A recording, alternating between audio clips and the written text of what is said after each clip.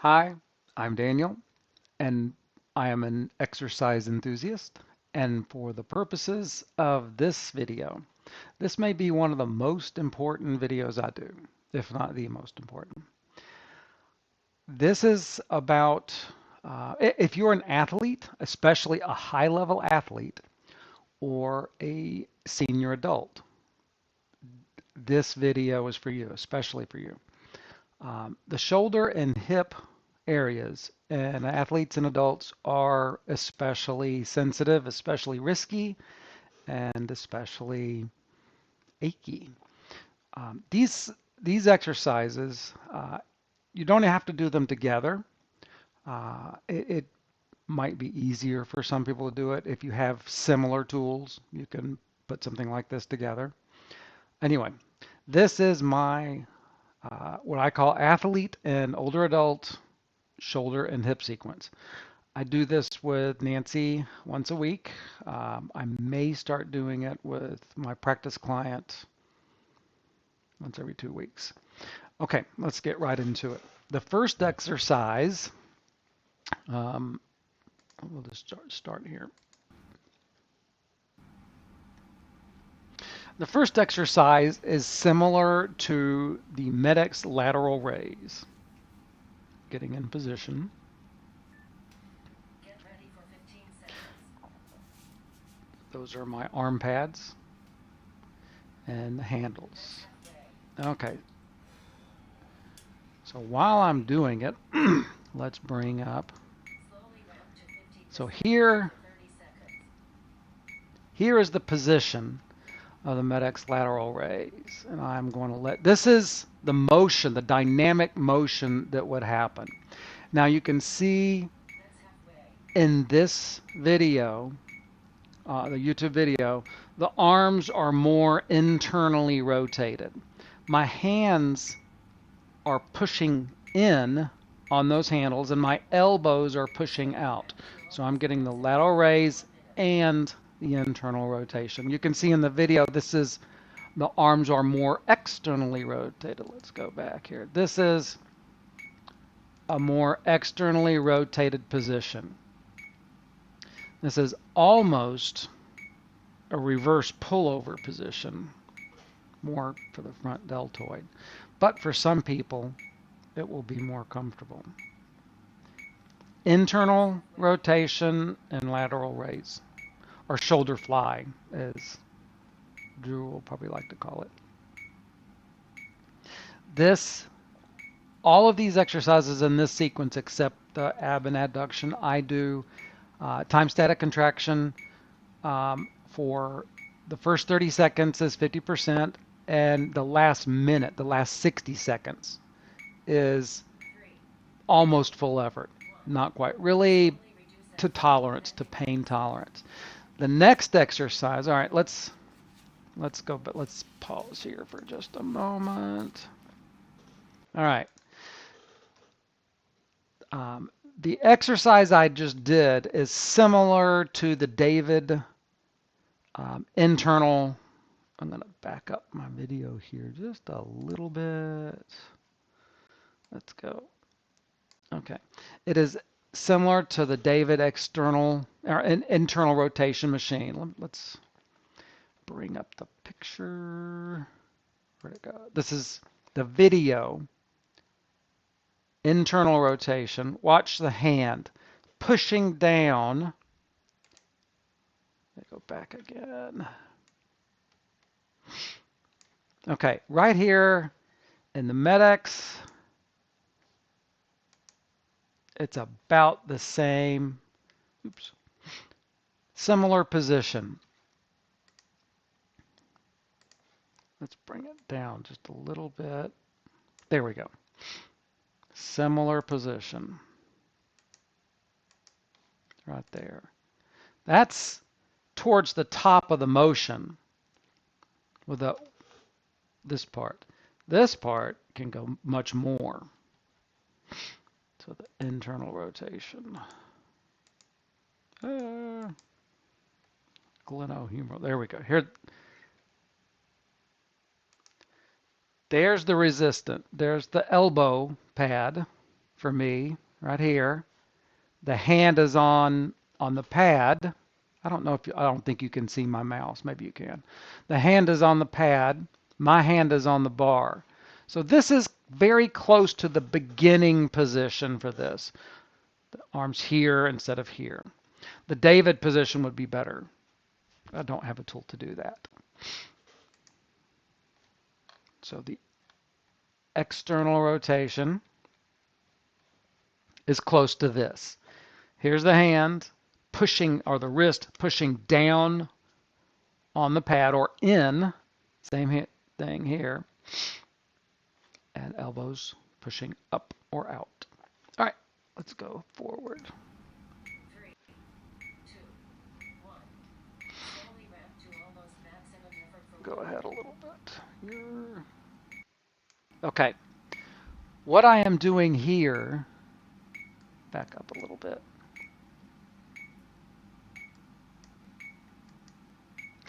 This is shoulder external rotation with the shoulder horn. This is a time static contraction exercise, but I am in a disadvantaged position. I am in active insufficiency with the external rotators. What I am doing, external rotators. What I'm doing is I'm stretching the muscle I just worked on the previous exercise. I usually do these two together and then the next two together on another workout.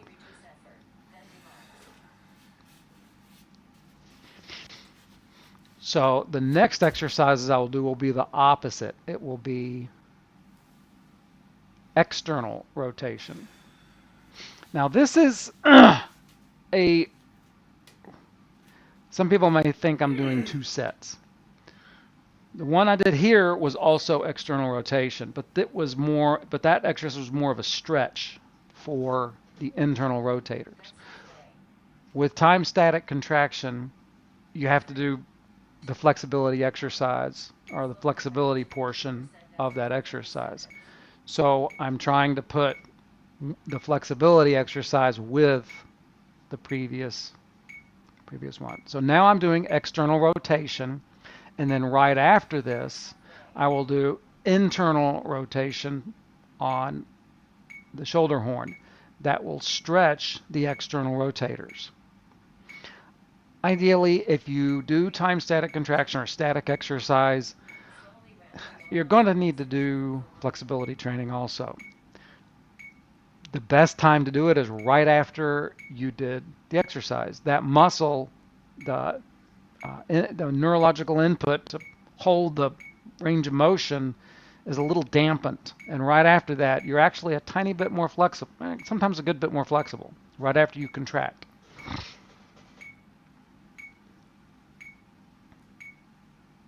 So this is external rotation.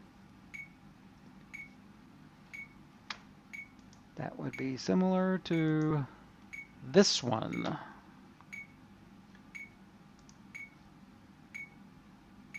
External rotation.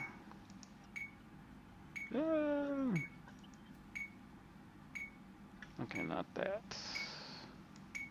External, come on. 3, 2. Right there is about where I am. And you want to move in and out of these each time. Every time I do these exercises, my shoulders feel much better for the rest of the day. So I highly encourage it. Now, move immediately into the stretch position for that exercise. And just trying different position with my feet to see what's comfortable.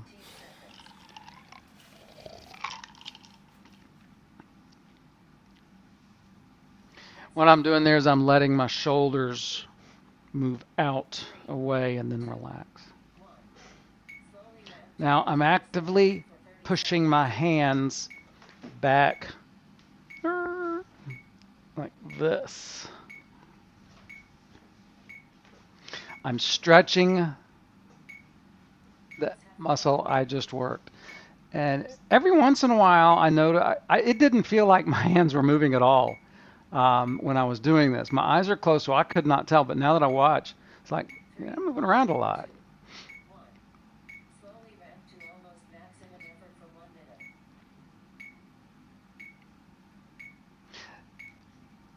You can hear I'm not doing a as hard as you dare phase. I don't do that on these exercises. You can.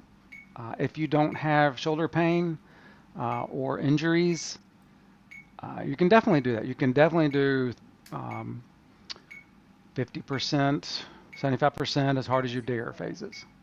I don't because it's I hit my pain threshold in the 75%.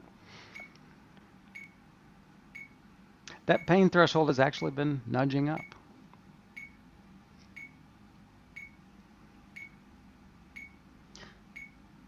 We'll speed it up a little bit. Now, immediately after, let's go back.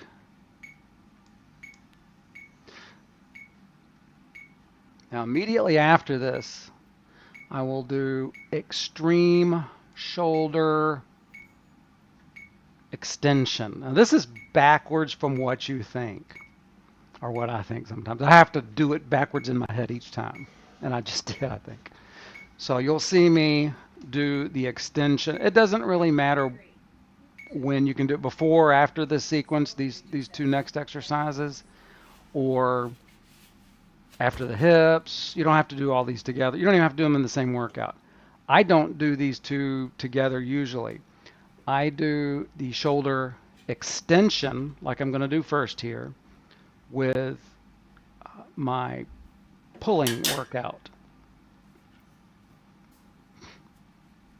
So yeah, this and shoulder shoulder external rotation usually go with my pulling workout. I would consider this a pulling exercise. I'm probably wrong, but I use it in my pulling. So this is shoulder extension. I call it extreme shoulder extension because you're trying to go extreme. Now, this is a rehabilitative exercise, a rehabilitative position. This is not a strengthening position. You are getting both active and passive insufficiency issues here. This is not meant to strengthen a large muscle group. This is smaller, injured muscles, but you can use it as a preventative exercise.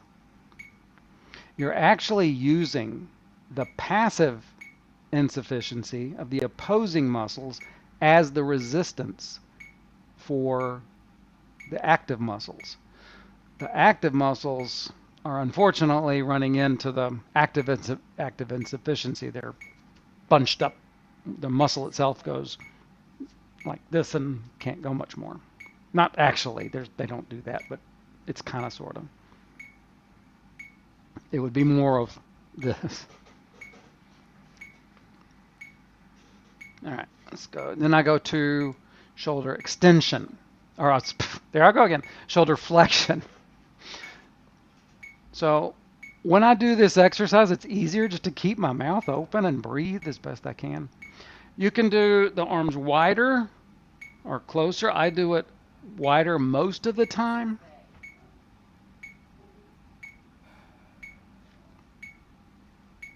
So this is shoulder flexion.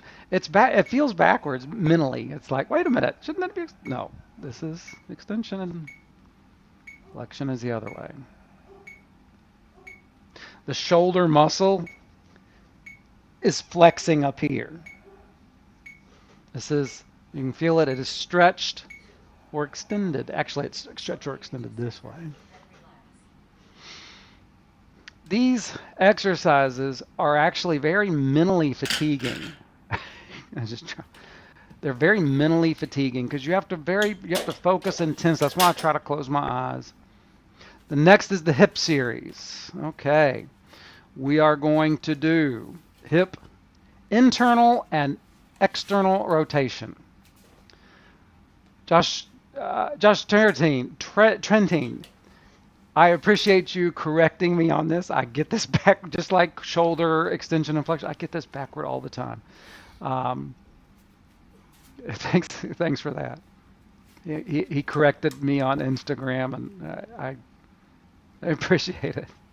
All right, so you can do a setup like this at a desk.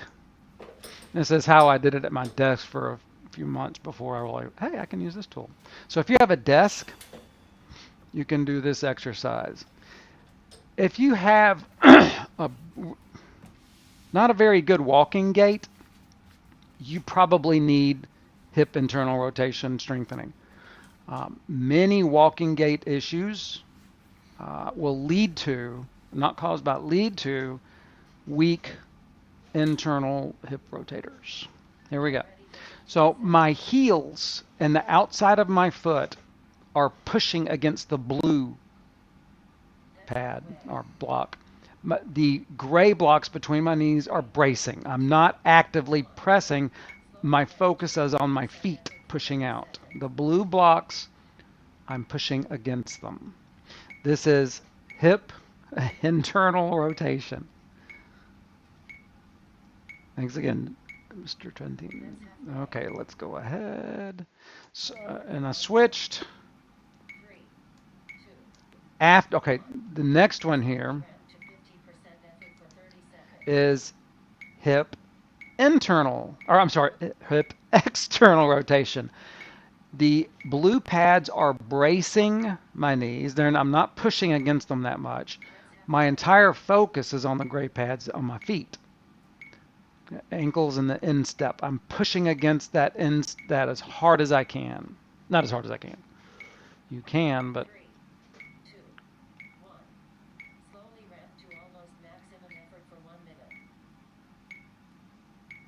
okay. Hip internal and external rotation. Let's go. So after that series, I go to hip adduction. So that is this exercise. Seated hip adduction. This guy's going way too fast. But this is the motion that you would do in a dynamic exercise. Squeezing the knees together is the easiest way to think of it.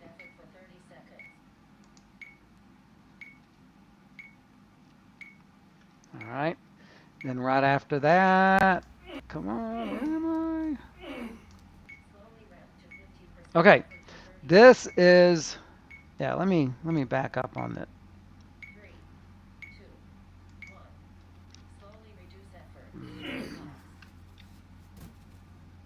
This is lumbar extension, the next one. I'm just going to turn that off for a moment.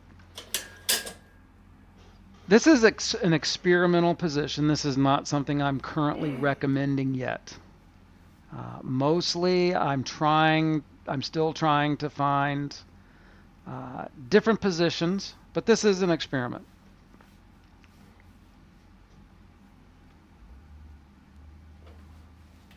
My feet are back to keep my legs apart and down.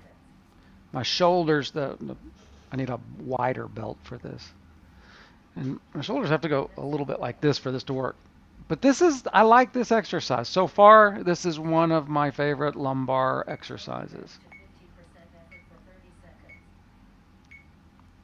My belly and the front of my hip is pushing against the back pad, and my shoulders are leaning. I'm leaning hard against the other pad.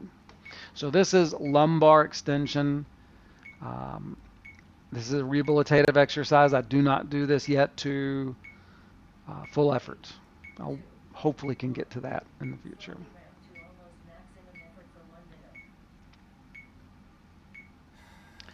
Okay, and then I do abduction after that. Hip abduction. So that is this motion. Pushing against the knees. The blue pad is that is way too fast, dude.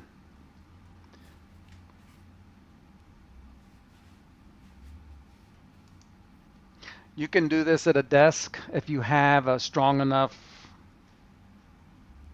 Come on.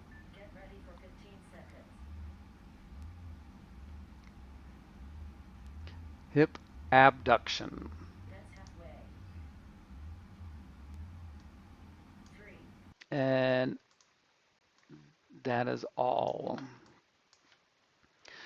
So this is a sequence of exercises that I would say is an extra, especially I think if older adults did this once a week and athletes did this once a week, they would notice uh, first of all probably less pain after I do both of any of these hips, shoulders. The rest of the day, my hips and shoulders feel better.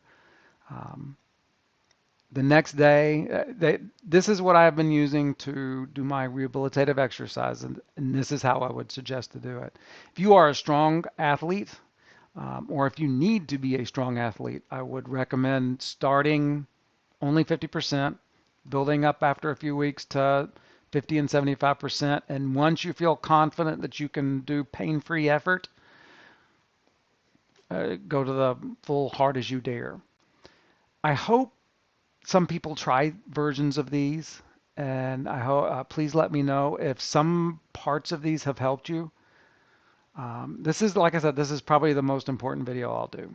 I hope it gets seen. I hope people try these. If you do, let me know, either directly or down in the comments. And thank you for watching.